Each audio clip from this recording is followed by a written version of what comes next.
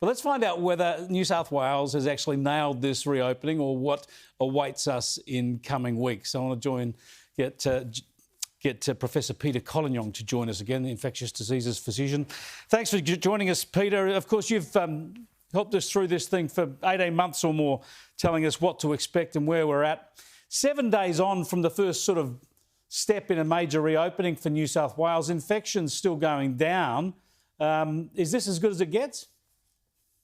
Well, it may be. I would have thought that we may have actually even seen a few increasing cases by now, because the average incubation period is, say, 4 or 5 days. So if you do anything, whether it's good or bad, you may expect to see some effect 7 or 10 days later. So the fact that we're not seeing increasing cases but decreasing cases is a very good sign. I would actually think we're going to continue to have, probably 100, 200 cases a day over summer. Because the cases will occur, but I expect the consequences to be markedly less for 2 reasons. First of all, so many more people are vaccinated, and I think New South Wales is likely in those over the age of 16 to get 90% plus vaccination, which means even if you get COVID, it'll be much milder, and there'll be less and less people who are unvaccinated where most of the problems will occur.